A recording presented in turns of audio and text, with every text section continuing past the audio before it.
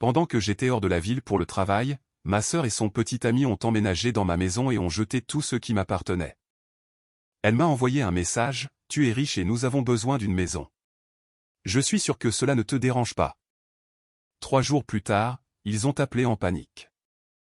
Je me tenais dans la salle d'embarquement de l'aéroport international de Portland, regardant les avions circuler sur le tarmac alors que l'aube se levait sur la ville. Mon téléphone a vibré avec un message de mon patron confirmant les détails de notre conférence pharmaceutique de 3 semaines à Boston. En tant que directrice de recherche principale pour une entreprise de biotechnologie, ces voyages faisaient partie du travail. Mais quitter ma maison me rendait toujours légèrement anxieuse. Je possédais une belle maison d'artisan dans le quartier de Hawthorne, une propriété pour laquelle j'avais économisé pendant des années, et elle représentait tout ce pourquoi j'avais travaillé depuis mon arrivée à Portland il y a une décennie. Ma jeune sœur, Vanessa, vivait dans un studio exigu à l'autre bout de la ville avec son petit ami Julian depuis les 6 derniers mois. Chaque fois que nous parlions, elle se plaignait de leurs conditions de vie, laissant entendre que j'avais beaucoup d'espace et que j'utilisais rarement toutes mes pièces. J'avais détourné ses suggestions avec des excuses polies, sachant que Vanessa avait l'habitude de profiter de la gentillesse des autres et de transformer des arrangements temporaires en impositions permanentes. Notre mère m'avait mis en garde contre ce schéma il y a des années, racontant des histoires où Vanessa empruntait de l'argent qui n'était jamais remboursé, et s'attardait lors des réunions de famille jusqu'à ce que quelqu'un lui demande finalement de partir. L'agent de bord a appelé mon groupe d'embarquement, et j'ai pris mon bagage à main, repoussant les pensées concernant Vanessa. J'avais verrouillé toutes les portes, activé le système d'alarme et demandé à mon voisin Jeffrey de vérifier le courrier et d'arroser les plantes. Tout était en sécurité. Ma maison serait exactement comme je l'avais laissée à mon retour dans 3 semaines. Boston m'a accueilli avec un air humide et des rues bondées. L'hôtel de la conférence était une imposante structure de verre dans le quartier financier, et mon emploi du temps était rempli de présentations, de tables rondes et de dîners de réseautage. Le 2e jour, j'ai prononcé un discours d'ouverture sur les traitements émergents pour les maladies auto-immunes, et la réponse a été extrêmement positive. Des collègues de tout le pays m'ont approché par la suite, discutant de collaborations potentielles et d'opportunités de recherche. Je me sentais stimulé par le travail, reconnaissante pour une carrière qui me mettait au défi et m'épanouissait. Ce soir-là, je suis retourné dans ma chambre d'hôtel et j'ai vérifié mon téléphone. Il y avait 3 appels manqués de Vanessa et un message texte qui m'a glacé le sang. « Salut sœurette, Julian et moi avons emménagé chez toi aujourd'hui. Tu es riche et nous avons besoin d'une maison. Je suis sûr que cela ne te dérange pas. Nous avons apporté toutes nos affaires et débarrassé certaines de tes vieilles ferrailles pour faire de la place. Merci d'être si généreuse. » J'ai lu le message 3 fois, chaque mot s'enfonçant plus profondément dans ma conscience comme des pierres tombant dans une eau sombre. Mes mains tremblaient alors que j'appelais immédiatement Vanessa, mais elle n'a pas répondu. J'ai essayé encore et encore, mon anxiété augmentant à chaque sonnerie sans réponse. Finalement, j'ai appelé Jeffrey, mon voisin, et je lui ai demandé d'aller vérifier ma maison. Il a rappelé 20 minutes plus tard, la voix serrée par l'inquiétude. « Christina, il y a des gens qui vivent dans ta maison. Une jeune femme et un homme. Ils m'ont dit que tu leur avais donné la permission de rester là pendant ton absence.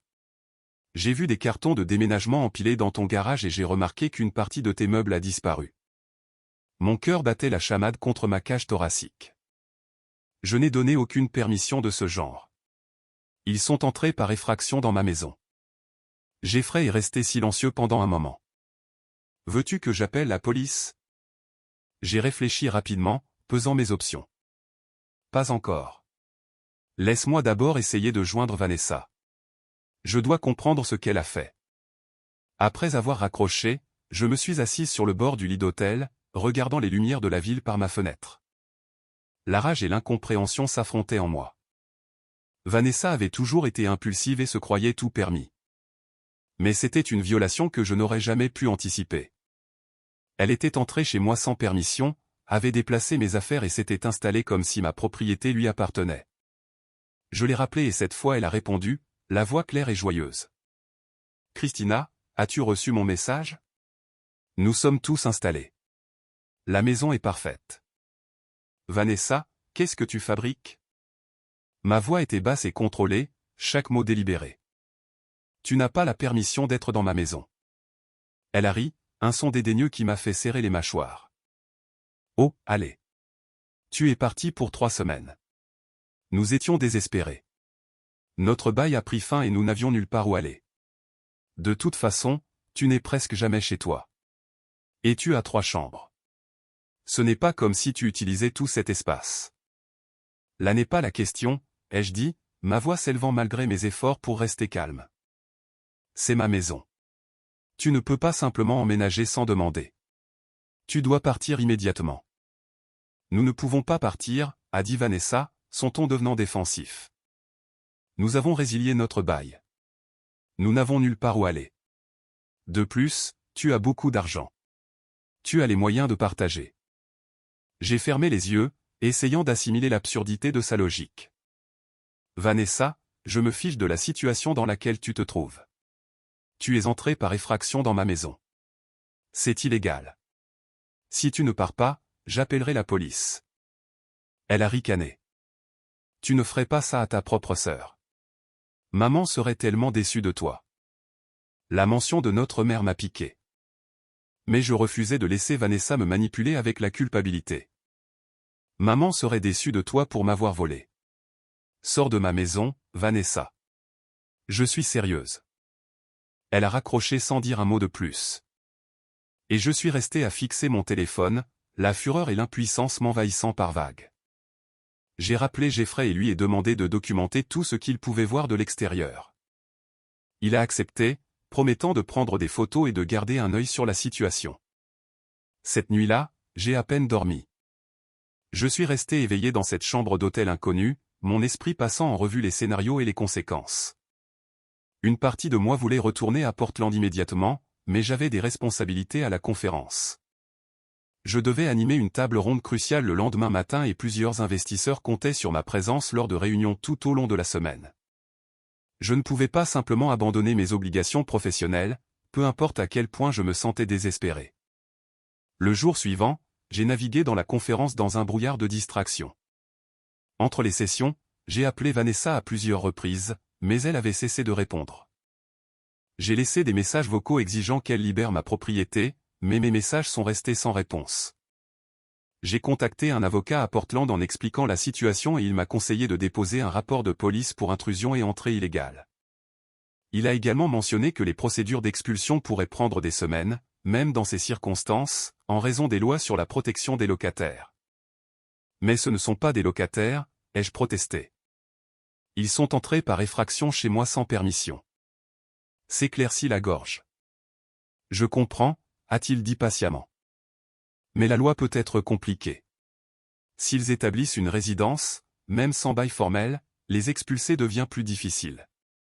Vous devez agir rapidement avant qu'ils ne puissent revendiquer des droits de squatteurs. Ces mots m'ont donné des frissons. Je l'ai remercié et j'ai immédiatement appelé le département de police de Portland, déposant un rapport par téléphone. L'officier à qui j'ai parlé était compatissant, mais a expliqué que, comme il s'agissait d'une affaire civile impliquant la famille, ils devraient enquêter avant de prendre des mesures. Ils ont promis d'envoyer quelqu'un vérifier la propriété dans les 48 heures. 2 jours se sont écoulés avec une lenteur atroce. J'ai assisté aux sessions de la conférence, souri lors des événements de réseautage et donné des présentations, tout cela alors que mon esprit restait à des milliers de kilomètres de là, à Portland. Jeffrey m'a envoyé des mises à jour et des photos. Sur une image, j'ai vu Vanessa se prélasser sur la balancelle de mon Porsche, un verre de vin à la main, l'air complètement à l'aise. Une autre photo montrait Julien transportant mes affaires sur le trottoir dans des sacs poubelles. Mon estomac s'est tordu de nausée à cette vue. Le 4e jour de la conférence, j'ai reçu un appel d'un numéro inconnu. J'ai répondu prudemment, et une voix masculine s'est identifiée comme étant l'officier Benjamin du département de police de Portland. Mademoiselle Christina, nous avons visité votre propriété aujourd'hui. Votre sœur et son petit ami occupent effectivement la résidence. Ils affirment que vous leur avez donné la permission verbale de rester là pendant votre absence. C'est absolument faux, ai-je dit, la voix tremblante. Je ne leur ai jamais donné la permission. Ils sont entrés par effraction. Il n'y a aucun signe d'entrée par effraction, a dit l'officier Benjamin prudemment. Ont-ils une clé de la propriété? J'ai hésité, mon esprit repassant les dernières semaines. Puis je me suis souvenu. 2 mois plus tôt, Vanessa était venue dîner. Je lui avais donné ma clé de rechange pour qu'elle puisse entrer parce que j'étais en retard au travail. Elle ne l'avait jamais rendu.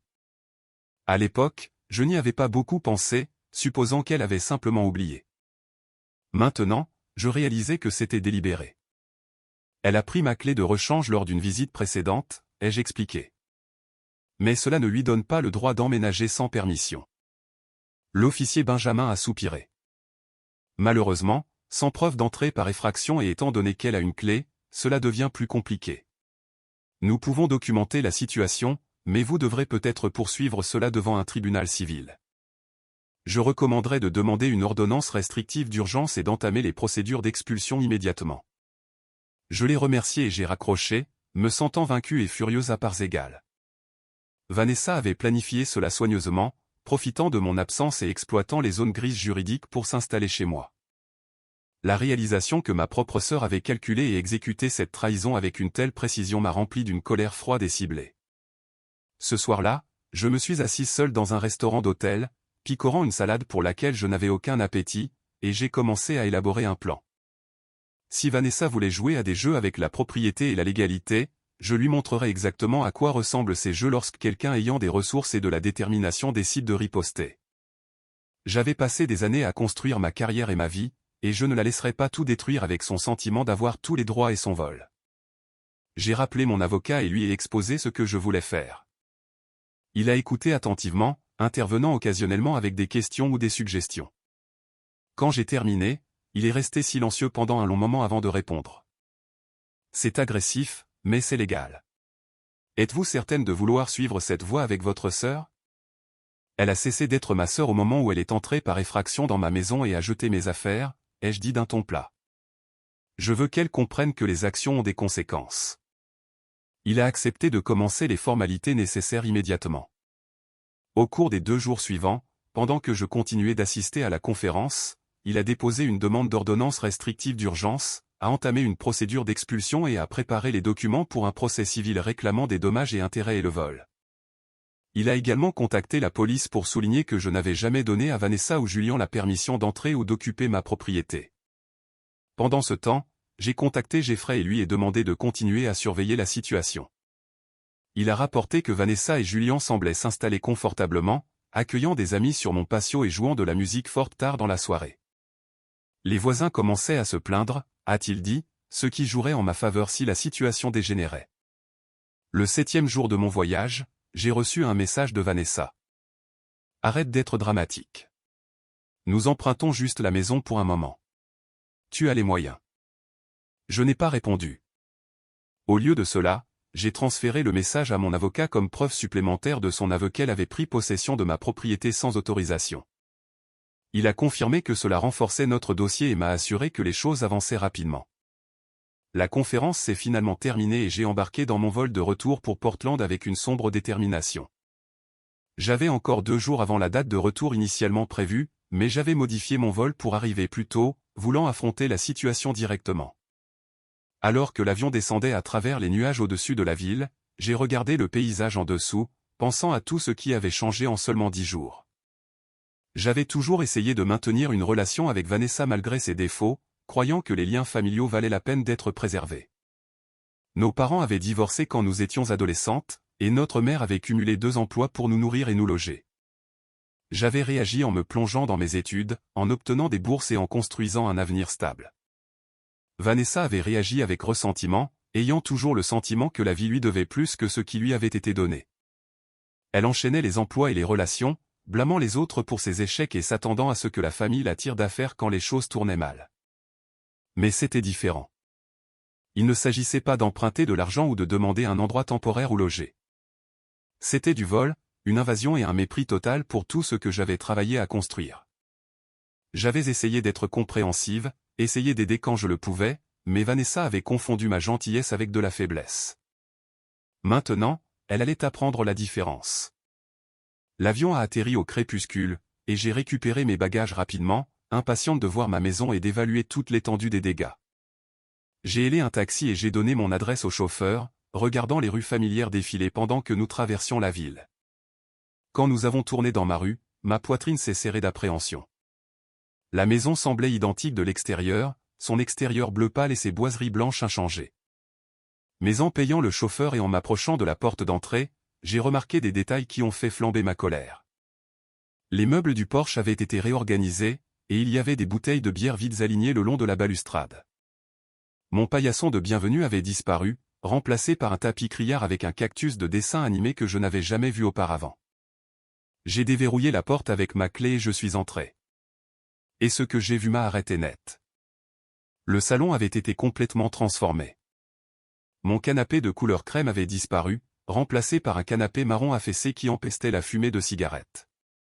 Mes étagères, qui contenaient des collections soigneusement sélectionnées de revues médicales et de littérature, étaient vides.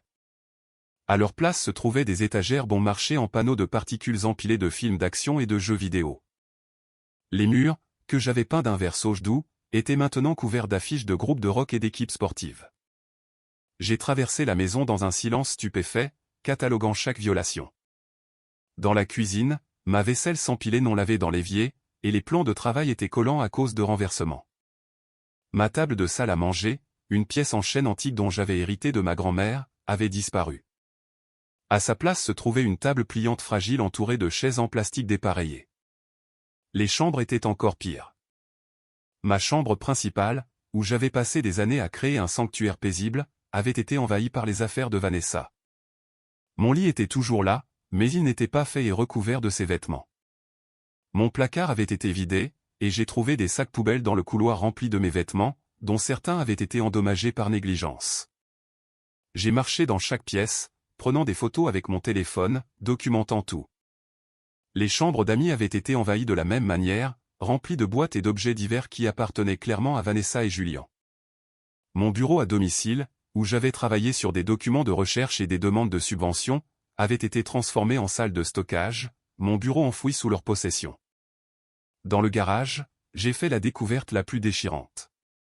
La porcelaine de ma grand-mère, mes albums photos d'enfance, mes diplômes universitaires et d'innombrables autres objets irremplaçables avaient été empilés au hasard dans le coin. Certains cassés, d'autres endommagés par l'eau. Ils avaient traité ma vie comme des ordures, jetant ce qui comptait pour moi pour faire de la place à leur chaos. Je me tenais dans le garage, entouré des restes de ma vie soigneusement construite, et j'ai senti quelque chose en moi se durcir en une froide résolution. Vanessa n'était pas là. Julien non plus. Selon Jeffrey, il partait souvent pendant des heures dans la journée, traitant ma maison comme un hôtel.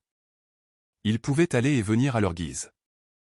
Je suis retourné dans le salon et je me suis assise sur leur vilain canapé, ignorant l'odeur, et j'ai appelé mon avocat. Quand il a répondu, j'ai parlé avec un calme glacial. Je suis de retour à Portland. Je suis dans ma maison. C'est pire que ce que j'imaginais. Je veux aller de l'avant avec tout ce dont nous avons discuté. Aucune pitié. Il m'a assuré que les documents étaient prêts et que nous pouvions procéder immédiatement. Il avait déjà programmé une audience au tribunal pour l'ordonnance restrictive d'urgence et l'avis d'expulsion pour le lendemain après-midi. Le juge, a-t-il expliqué, avait examiné les preuves préliminaires et était prêt à accélérer l'affaire compte tenu des circonstances. Je l'ai remercié et j'ai raccroché, puis je me suis assise en silence, écoutant les craquements inconnus et les bruits de ma maison violée. 1 heure plus tard, j'ai entendu une voiture se garer dans l'allée. Des voix ont flotté à travers la porte d'entrée, riant et insouciantes. La clé a tourné dans la serrure, et Vanessa est entrée avec Julien sur ses talons, tous deux portant des sacs de course. Ils se sont figés quand ils m'ont vu assise sur le canapé, leurs expressions passant de la surprise à quelque chose ressemblant à de la culpabilité. Bien que Vanessa l'ait rapidement masqué avec de la défiance. « Christina » a-t-elle dit en forçant un sourire. « Tu es rentrée plus tôt. Nous ne t'attendions pas avant une autre semaine. » Je me suis levé lentement, mes yeux passant de son visage à celui de Julien et inversement. S'éclaircit la gorge. J'ai changé mes plans. C'est drôle comme le fait de voir sa maison envahie a tendance à réorganiser ses priorités. Julien s'est agité inconfortablement, posant ses sacs. Il était grand et mince avec une énergie nerveuse qui le faisait paraître plus jeune que ses 30 ans. « Écoute, nous pouvons expliquer. » « Il n'y a rien à expliquer, ai-je dit d'un ton neutre. Vous êtes entré par effraction chez moi, avez jeté mes affaires et avez emménagé sans permission. Ce sont des faits, pas des malentendus. Vanessa a levé les yeux au ciel. Nous ne sommes pas entrés par effraction. J'avais une clé et nous n'avons rien jeté. Nous avons juste emballé certaines choses que tu n'utilisais pas pour faire de la place. Tu es ridicule. J'ai fait un geste vers le couloir.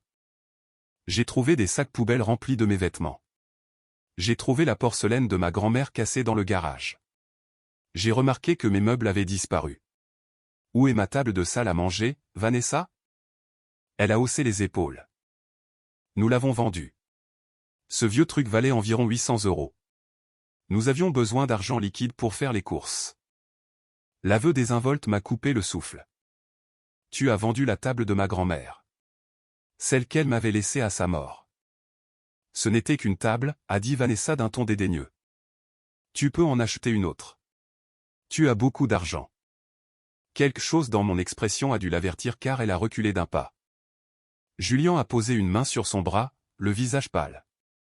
Peut-être que nous devrions parler de ça calmement, a-t-il dit. Il n'y a rien à discuter, ai-je dit. Vous allez tous les deux quitter ma maison tout de suite, ce soir. Faites vos bagages et sortez. Vanessa a ri, un son aigu et amer. Nous n'allons nulle part. Nous vivons ici maintenant. Tu ne peux pas juste nous mettre à la porte. J'ai sorti mon téléphone et lui ai montré l'écran où j'avais ouvert le courrier électronique de mon avocat contenant des copies des documents légaux. En fait, je le peux. J'ai déposé une demande d'ordonnance restrictive d'urgence et une procédure d'expulsion. Il y a une audience au tribunal demain après-midi.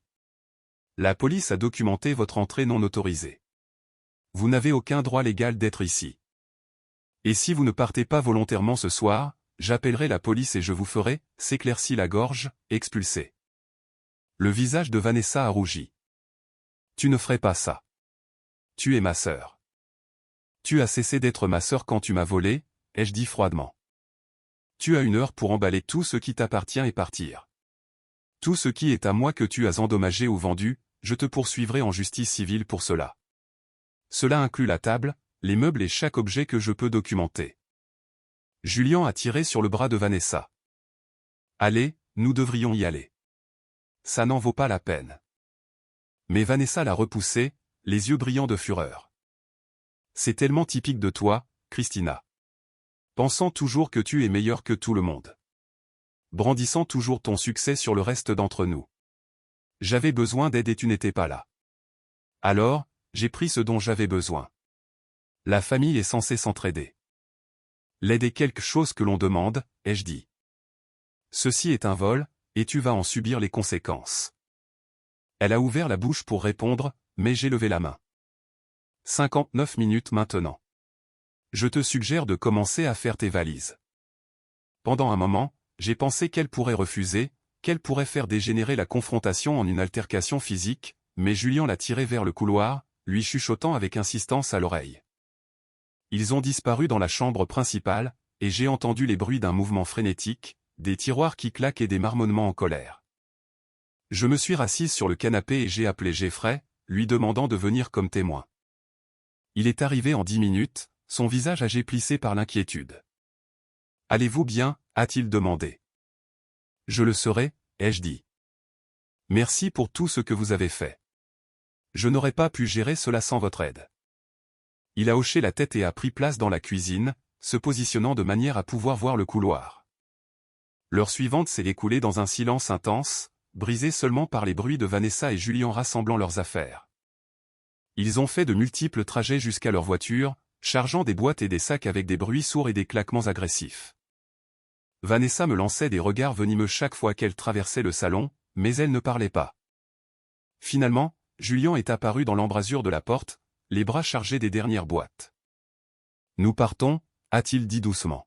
« Mais ce n'est pas fini. »« Vous avez raison » ai-je dit.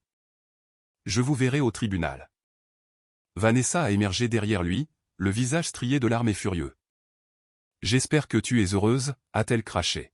« J'espère que tu profites de ta petite vie parfaite dans ta petite maison parfaite. Tu as toujours été égoïste. » Je me suis levé et j'ai marché vers la porte, la tenant ouverte. S'éclaircit la gorge. « Au revoir, Vanessa. » Elle est passée devant moi sans un mot de plus, et Julien a suivi, évitant mon regard. Je les ai regardés charger les dernières boîtes dans leur berline cabossée et s'éloigner, leurs feux arrière disparaissant dans l'obscurité.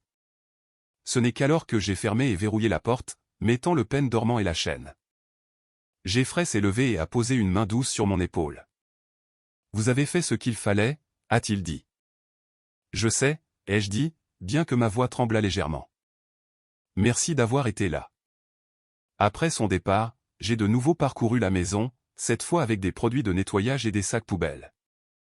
J'ai travaillé toute la nuit, frottant les surfaces, jetant les ordures et commençant le processus de récupération de mon espace.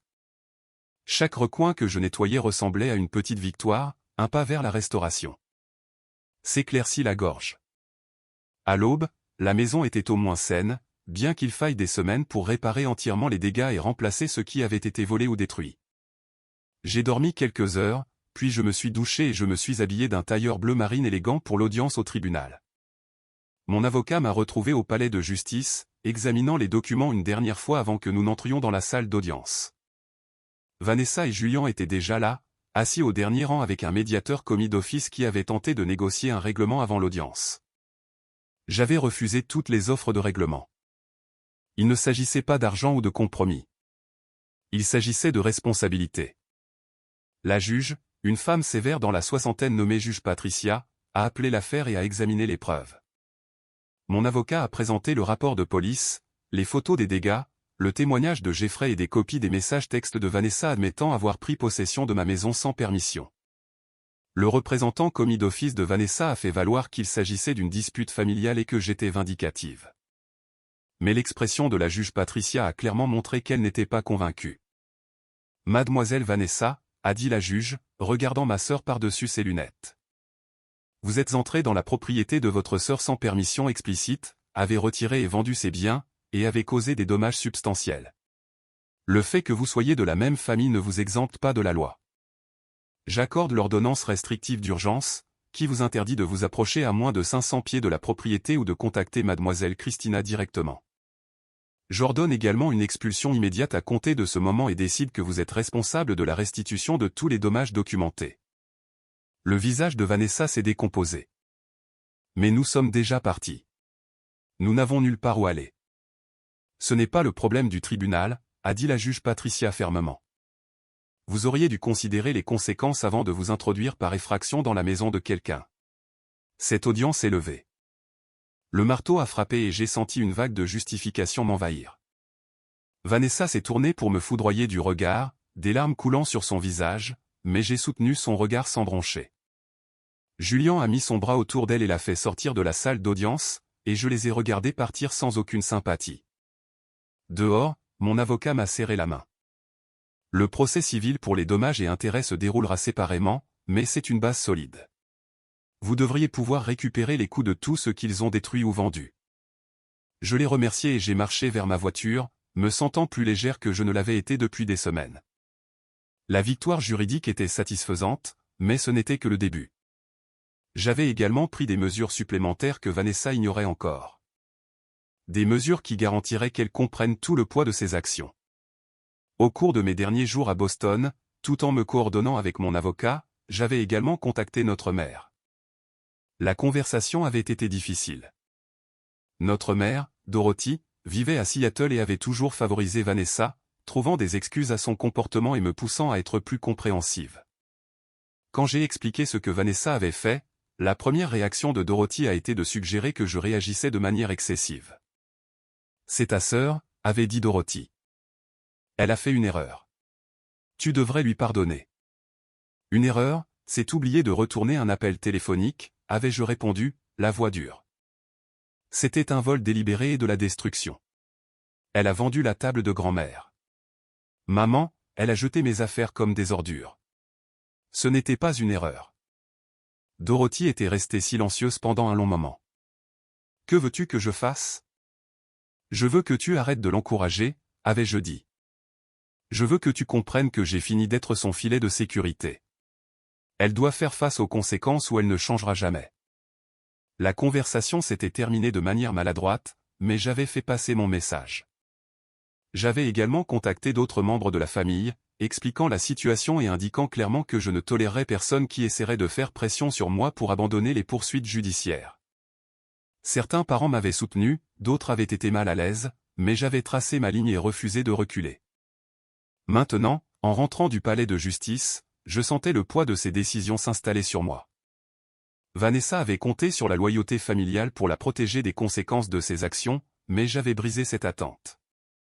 Elle ne trouverait aucun refuge. Personne n'était prêt à la tirer d'affaire cette fois. Au cours des semaines suivantes, je me suis concentré sur la restauration de ma maison. J'ai engagé des nettoyeurs professionnels pour nettoyer en profondeur chaque surface, remplacer les meubles qui avaient été volés ou endommagés, et ramener lentement le sentiment de paix qui avait autrefois défini ma maison. J'ai retrouvé la plupart de mes affaires dans des unités de stockage que Vanessa et Julien avaient hâtivement louées lorsqu'ils ont réalisé qu'ils ne pouvaient pas garder tout ce qu'ils avaient pris. La police m'avait aidé à localiser les unités et à récupérer mes biens, bien qu'une grande partie ait été endommagée au-delà de toute réparation. Le procès civil a avancé régulièrement. Vanessa et Julien n'avaient pas les moyens de se payer une représentation juridique appropriée, et le tribunal leur a assigné un avocat commis d'office qui leur a conseillé de trouver un accord. Ils ont refusé, insistant obstinément sur le fait que j'étais cruel et qu'ils avaient seulement essayé de survivre.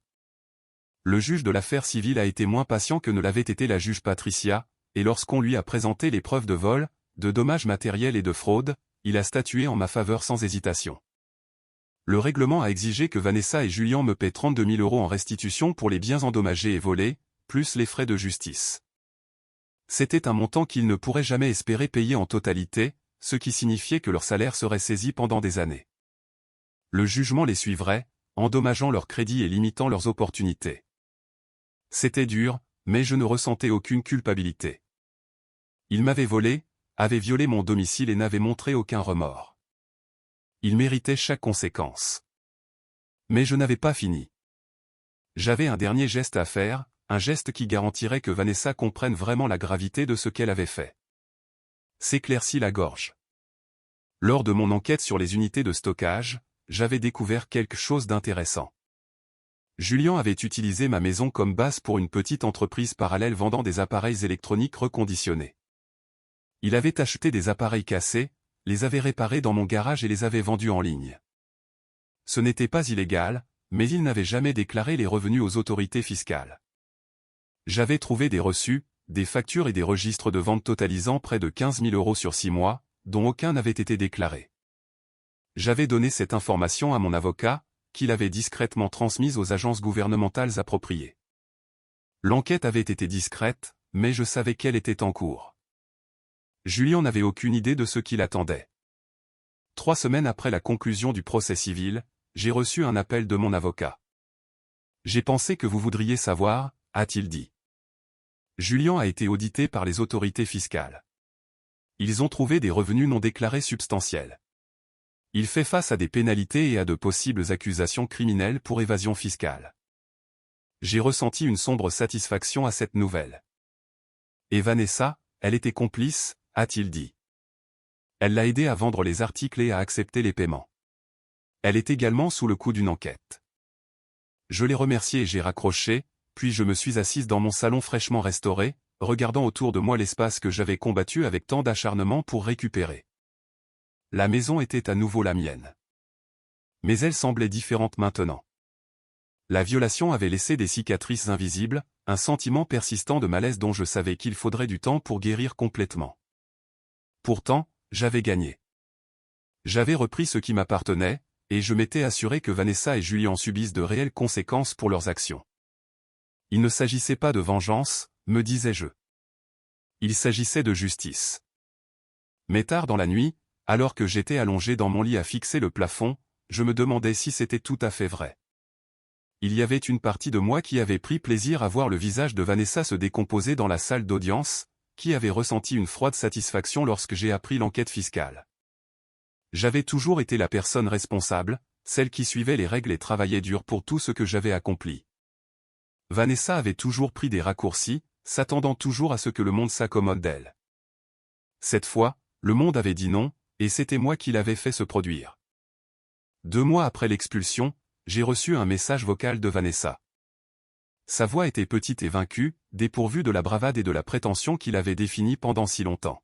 « Christina », a-t-elle dit, « je sais que tu n'écouteras probablement pas cela, mais j'ai besoin de le dire quand même. Je suis désolé. J'étais désespéré et stupide et je pensais que tu t'en ficherais parce que tu as tellement. Je n'ai pas pensé à quel point je te faisais du mal.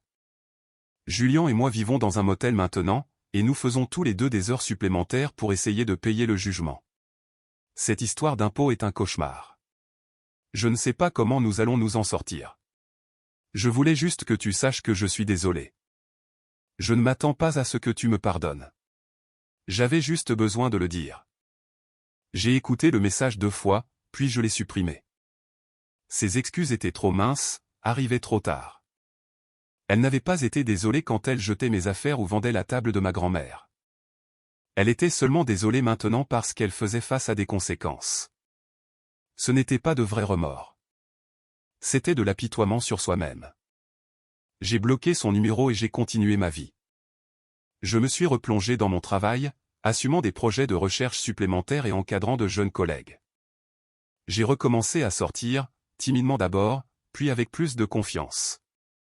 J'ai organisé des dîners dans ma maison restaurée, remplissant les pièces de rire et de conversation, remplaçant les mauvais souvenirs par de nouveaux et meilleurs.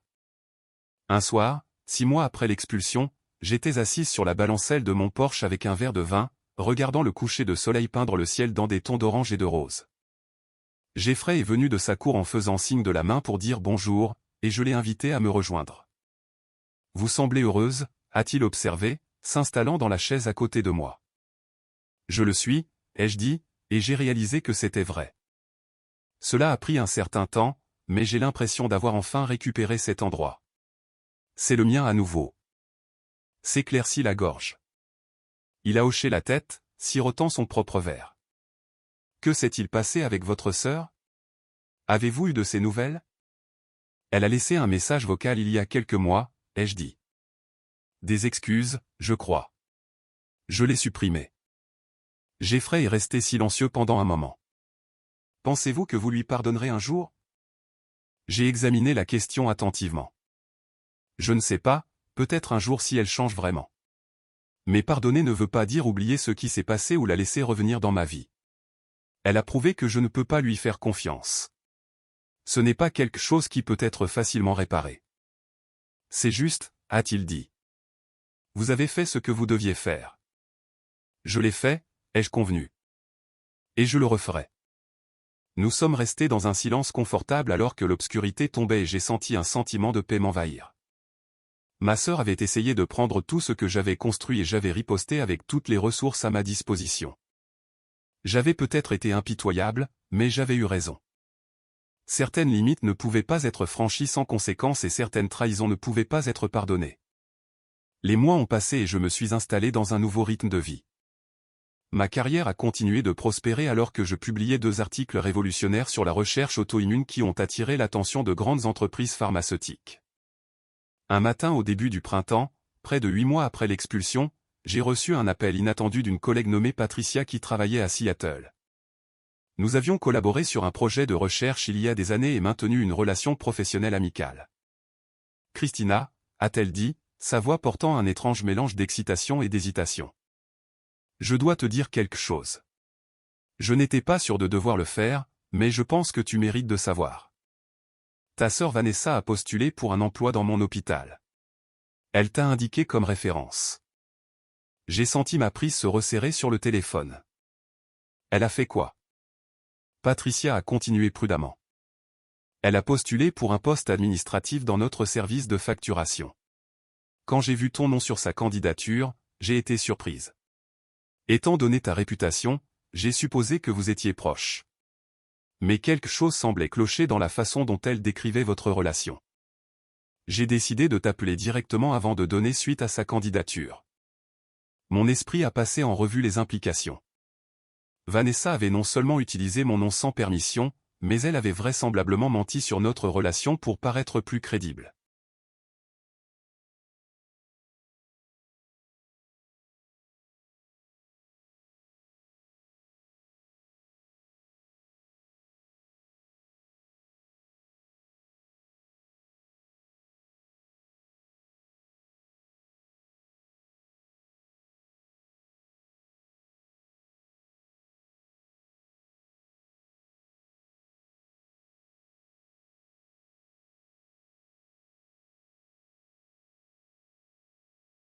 à l'autre bout a duré plusieurs secondes. Je vois, a finalement dit Patricia. Merci d'avoir été honnête avec moi. Je vais m'assurer que sa candidature soit rejetée et noter qu'elle a fourni de fausses informations.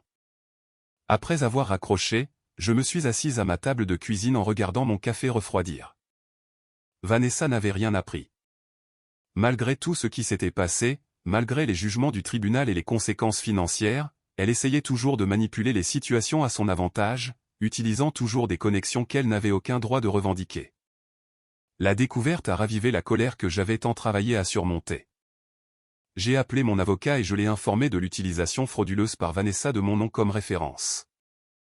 Il a écouté attentivement et a ensuite dit, cela pourrait être considéré comme une usurpation d'identité, surtout si elle l'a fait avec plusieurs candidatures. Il pourrait valoir la peine d'enquêter davantage. Faites-le, ai-je dit sans hésitation. Je veux savoir partout où elle a utilisé mon nom, et je veux des documents pour chaque instance. Au cours des 2 semaines suivantes, mon avocat a engagé un enquêteur privé qui a découvert que Vanessa m'avait indiqué comme référence sur cette différentes candidatures d'emploi au cours des 6 derniers mois. Certains employeurs n'avaient jamais pris la peine de vérifier les références. D'autres avaient appelé le numéro général de mon entreprise et on leur avait dit que je ne connaissais personne de ce nom cherchant une vérification d'emploi, mais plusieurs avaient simplement accepté sa parole. Et elle avait presque obtenu 2 postes en partie grâce au faux prestige de m'avoir comme référence. Forte de ces informations, mon avocat a envoyé des lettres de mise en demeure à Vanessa, l'avertissant que toute autre utilisation non autorisée de mon nom entraînerait des poursuites judiciaires supplémentaires. Nous avons également contacté chaque employeur auprès duquel elle avait postulé, les informant des fausses références. 2 entreprises qui l'avaient envisagée pour des postes ont immédiatement retiré leurs offres. J'ai ressenti une satisfaction sauvage face à ce développement. Mais tu l'as assez puni. Les jugements du tribunal, l'argent qu'elle te doit, l'enquête fiscale. Elle se noie, Christina, et maintenant tu sabotes ses candidatures d'emploi. Elle a utilisé mon nom frauduleusement comme référence, ai-je dit, la voix dure. Elle a menti à des employeurs potentiels, prétendant que je me porterais garante de sa moralité alors qu'elle sait que je ne ferai jamais une telle chose. Ce n'est pas moi qui la sabote. C'est moi qui corrige ses mensonges. Dorothy est restée silencieuse un moment, puis a dit doucement, « Quand es-tu devenue si froide ?» La question a piqué plus que je ne voulais l'admettre. Je suis devenu ainsi quand ma propre sœur a violé ma maison et a jeté tout ce à quoi je tenais comme si c'était des ordures. Je suis devenu ainsi quand j'ai réalisé qu'être gentille et indulgente était interprété comme une faiblesse. Vanessa a eu toutes les opportunités de faire de meilleurs choix. Elle a choisi de ne pas le faire. Ce sont les conséquences. Elle est ta famille, a dit Dorothy, la voix brisée. Cela ne signifie-t-il rien pour toi? Cela signifiait tout pour moi, ai-je répondu. Jusqu'à ce qu'elle prouve que cela ne signifiait rien pour elle. J'en ai terminé avec cette conversation, maman. Si tu veux encourager le comportement de Vanessa, c'est ton choix, mais je n'en ferai pas partie. J'ai raccroché avant qu'elle ne puisse répondre, les mains tremblantes. L'appel avait ravivé des émotions que je pensais avoir digérées, m'obligeant à affronter l'isolement qui accompagnait mes décisions. J'avais tracé des limites claires, j'avais refusé de laisser la loyauté familiale excuser le vol et la trahison. Mais le prix à payer était une relation fracturée avec ma mère et la certitude que certains parents me considéraient comme la méchante de cette histoire. Ce soir-là, j'ai retrouvé un petit groupe d'amis proches dans un bar à vin du centre-ville de Portland. C'étaient des gens qui m'avaient soutenu tout au long de cette épreuve, qui avaient écouté ma colère et ma frustration sans jugement. Je leur ai parlé des fausses références et de l'appel de ma mère, et ils se sont ralliés à moi avec la loyauté féroce que procure la famille choisie. Mon amie Diane, une avocate d'affaires, a levé son verre. Tu as fait ce qu'il fallait à chaque étape. Quiconque dit le contraire ne comprend pas ce que c'est que de voir son sanctuaire violé. Tu avais tous les droits de te protéger et d'exiger des comptes. Les autres ont murmuré leur accord, et j'ai senti une partie de la tension quitter mes épaules. Ces personnes comprenaient. Elles voyaient la situation clairement sans la lentille déformante de l'obligation familiale ou de la sympathie mal placée. Alors que le printemps laissait place à l'été, j'ai reçu des mises à jour périodiques de mon avocat concernant la situation de Vanessa. Les pénalités fiscales avaient été substantielles, et elle et Julien cumulaient plusieurs emplois pour essayer de gérer leurs dettes. Ils avaient déménagé du motel pour un petit appartement dans un quartier difficile, et selon les documents judiciaires, il luttait pour effectuer les paiements mensuels de restitution ordonnés par le juge. Chaque paiement manqué prolongeait le jugement et ajoutait des frais supplémentaires, créant un cycle dont il semblait incapable de s'échapper. Je ne ressentais aucune sympathie. Ils avaient créé cette situation par leur propre choix et ils faisaient face exactement aux conséquences qu'ils méritaient. Au contraire, j'aurais aimé que les pénalités soient plus sévères. J'aurais aimé qu'il y ait un moyen de leur faire vraiment comprendre la profondeur de ce qu'ils m'avaient pris. La propriété physique pouvait être remplacée, mais le sentiment de sécurité, la confiance que mon espace privé était inviolable, cela ne pourrait jamais être complètement restauré. En juillet, mon avocat a appelé avec des nouvelles inattendues. Vanessa a déclaré faillite, a-t-il dit. Elle essaie de faire annuler la dette qu'elle vous doit par le tribunal. J'ai ressenti une vague de fureur. Peut-elle faire ça? C'est compliqué, a-t-il dit. Les dettes découlant de blessures intentionnelles et malveillantes ne sont généralement pas annulables en cas de faillite. Nous pouvons le contester, en faisant valoir que ces actions répondent à ce critère. Compte tenu du jugement du tribunal et des preuves documentées de son effraction dans votre maison et de la destruction de votre propriété, nous avons un dossier solide. Alors contestez-le, ai-je dit fermement. Je veux chaque euro qu'elle me doit. Je veux qu'elle passe des années à payer pour ce qu'elle a fait. La procédure de faillite a pris des mois à se résoudre. Mon avocat a déposé des objections, présenté des preuves et fait valoir que les actions de Vanessa avaient été intentionnelles et malveillantes, répondant à la norme juridique pour une dette non annulable. L'avocat spécialisé en faillite de Vanessa a essayé de la dépeindre comme une sœur désespérée qui avait fait une erreur de jugement, mais la documentation était accablante. Le juge a statué en ma faveur, déterminant que la dette ne pouvait pas être annulée et suivrait Vanessa indépendamment de son statut de faillite. Quand mon avocat a appelé pour m'informer de la décision, j'ai ressenti un profond sentiment de justification. Vanessa passerait des années, peut-être des décennies, à travailler pour rembourser ce qu'elle me devait. Chaque chèque de paie serait saisi, chaque remboursement d'impôts confisqué jusqu'à ce que la dette soit satisfaite. Elle porterait le poids de ses choix pour le reste de sa vie.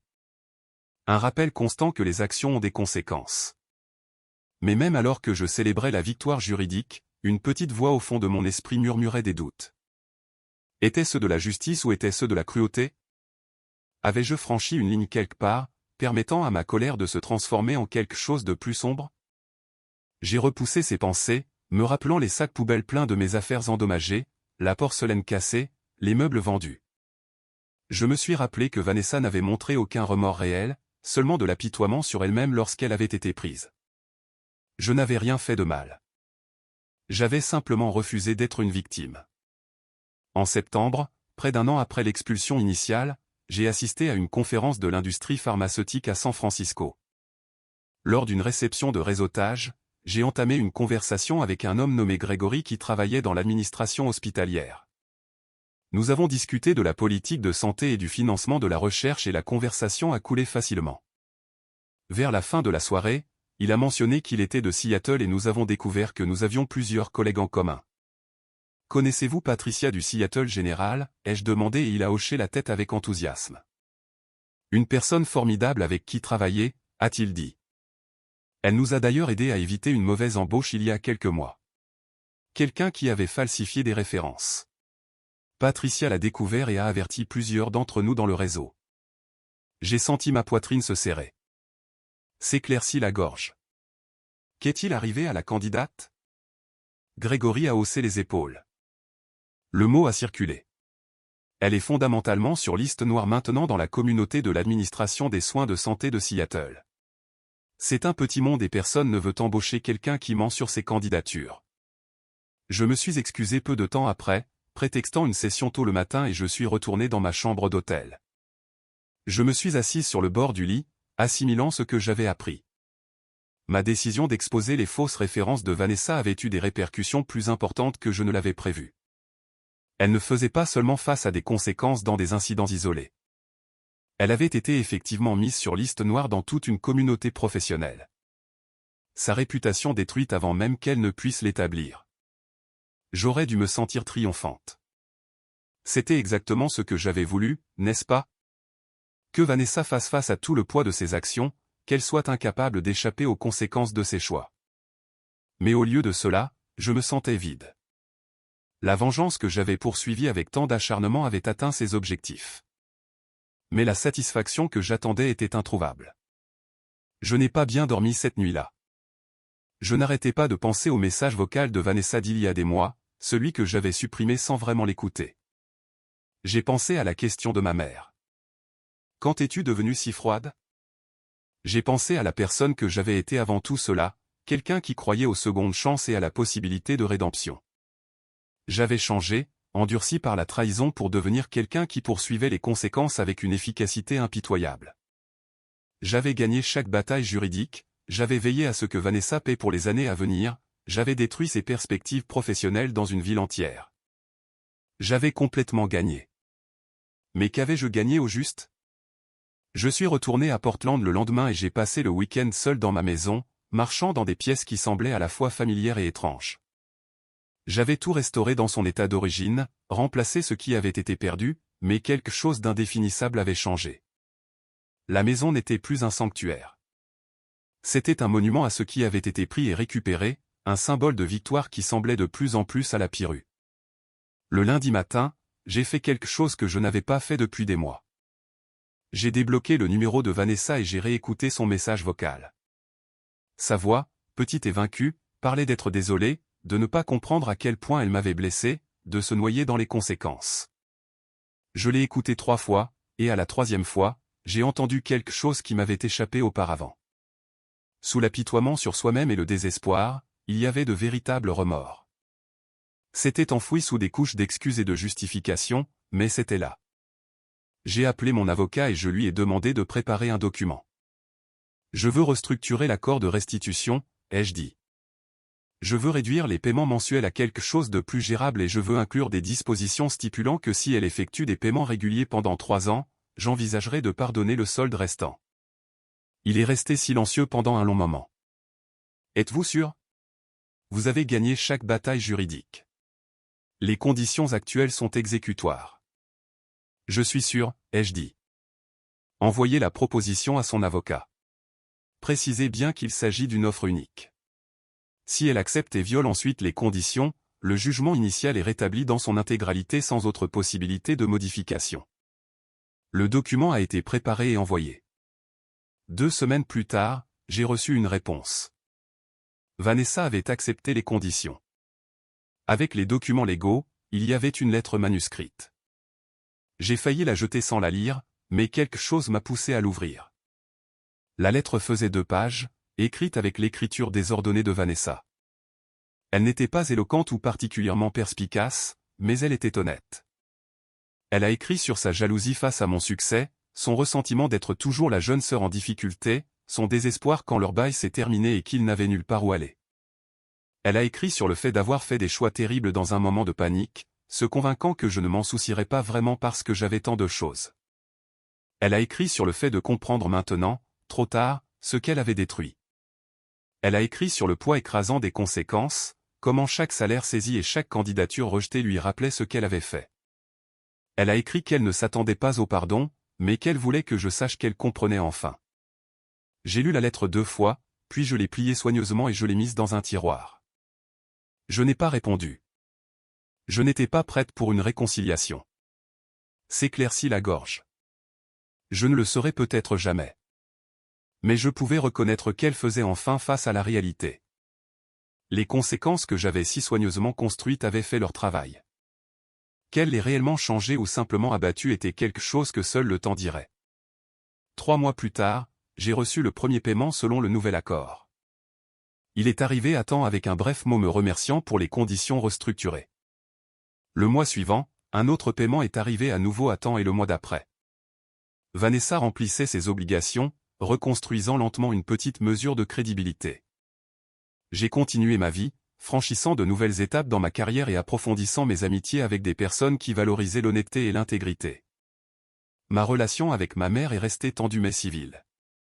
Nous nous parlions occasionnellement, prudemment, en évitant les sujets qui pourraient raviver d'anciennes disputes. Elle ne s'est jamais excusée d'avoir défendu Vanessa, et je ne me suis jamais excusé de m'être protégé. Certaines blessures, semblait-il, ne guériraient jamais complètement. 2 ans après l'expulsion, par une froide soirée de décembre, je quittais mon bureau quand j'ai vu quelqu'un debout près de ma voiture dans le parking. Mon cœur a bondi et ma main a bougé instinctivement vers mon téléphone, prête à appeler la sécurité. Puis j'ai reconnu la silhouette. C'était Vanessa. Elle avait l'air différente, plus mince, fatiguée, avec des rides autour des yeux qui n'étaient pas là auparavant. Elle a levé les mains quand elle a vu ma réaction. « Je ne suis pas ici pour causer des ennuis », a-t-elle dit rapidement. « Je voulais juste te parler juste une minute. » J'ai envisagé de monter dans ma voiture et de partir. J'ai quand même envisagé d'appeler la sécurité, mais quelque chose dans sa posture, vaincue et humble, m'a fait rester. « Que veux-tu ? » « Je voulais te remercier, » a-t-elle dit. Et les mots semblaient lui coûter quelque chose pour le plan de paiement restructuré. « Je sais que tu n'étais pas obligé de faire ça. J'ai effectué les paiements à temps. Je continuerai à les faire. Et je voulais que tu saches que j'ai suivi une thérapie pour essayer de comprendre pourquoi j'ai fait ce que j'ai fait, pour essayer d'être une meilleure personne. » S'éclaircit la gorge. « Je sais qu'il est trop tard pour arranger les choses entre nous. Je sais que tu ne me feras plus jamais confiance, mais je voulais que tu saches que j'essaie de changer. » Je l'ai regardé pendant un long moment, cherchant des signes de manipulation ou de malhonnêteté. Je n'ai trouvé que de l'épuisement et ce qui semblait être une véritable humilité. « J'espère que tu réussiras, » ai-je dit finalement. « Pas pour moi, mais pour toi-même. » Elle a hoché la tête, clignant des yeux pour retenir ses larmes. « Je suis vraiment désolé, Christina, pour tout. Je sais que le dire ne répare rien, mais c'est vrai. »« Je sais, » ai-je dit doucement. Puis je suis monté dans ma voiture et je suis parti, regardant sa silhouette s'éloigner dans mon rétroviseur. Dans les mois qui ont suivi, les paiements ont continué d'arriver à temps. Vanessa a gardé ses distances, respectant les limites que j'avais fixées. Mais par les canaux familiaux, j'ai appris qu'elle avait continué sa thérapie, avait trouvé un emploi stable dans un domaine complètement différent, et s'était séparée de Julien, dont l'incapacité à assumer la responsabilité de ses propres actions était finalement devenue trop difficile à tolérer pour elle. Elle reconstruisait sa vie lentement, apprenant à vivre avec les conséquences de ses choix tout en essayant d'en faire de meilleurs à l'avenir. Vanessa et Julien ne se sont jamais complètement remis des conséquences en cascade de leurs actions. Les jugements du tribunal, les salaires saisis et la mise sur liste noire professionnelle dans la communauté des soins de santé de Seattle se sont combinés pour créer un plafond permanent sur leurs opportunités. Les accusations d'évasion fiscale de Julien ont entraîné 18 mois de probation, des travaux d'intérêt général et un casier judiciaire qui lui a barré l'accès à de nombreuses opportunités d'emploi. Il a enchaîné les emplois subalternes, chacun payant juste assez pour couvrir les dépenses de base et sa part de la restitution. Moins d'un an après l'expulsion, Vanessa l'a quitté, incapable de supporter le fardeau de son ressentiment et de son refus d'accepter la responsabilité. Il est retourné vivre chez ses parents à Tacoma, un homme de 38 ans dormant dans sa chambre d'enfant, travaillant de nuit dans un entrepôt et passant ses week-ends seul. Vanessa s'en est un peu mieux sortie après le plan de paiement restructuré, mais les années de conséquences avaient laissé des traces. Elle passerait le reste de la trentaine à reconstruire son crédit, sa réputation et son estime de soi. Portant toujours le poids de savoir qu'elle avait détruit sa relation avec sa seule sœur pour un moment d'égoïsme désespéré. Quant à moi, j'ai trouvé la paix non pas dans la vengeance, mais dans la réappropriation. Ma maison est redevenue un foyer, rempli de rires et de nouveaux souvenirs qui ont lentement éclipsé la violation. Ma carrière a fleuri. Mes amitiés se sont approfondies et j'ai appris à faire confiance à nouveau, prudemment et de manière sélective. Je ne me suis jamais complètement réconcilié avec Vanessa, mais je n'en avais plus besoin. J'avais tracé mes limites, fait respecter ma valeur et je m'étais prouvé que je n'accepterais d'être victimisé par personne, même par la famille. Le voyage avait été douloureux, et il m'avait changé d'une manière à la fois bonne et difficile. Mais j'en étais ressorti plus forte, plus claire sur qui j'étais et ce que je tolérerais. Certaines personnes apprennent par des conseils doux. D'autres exigent les dures leçons des conséquences. J'avais fourni ces leçons sans pitié. Et bien que le prix à payer ait été une famille fracturée, je ne regrettais pas d'avoir veillé à ce que ma sœur comprenne enfin le poids de ses actions. En y repensant, j'ai réalisé que parfois, la chose la plus aimante que vous puissiez faire est de refuser d'encourager les pires impulsions de quelqu'un, même lorsque ce refus ressemble à de la cruauté. Vous voyez ?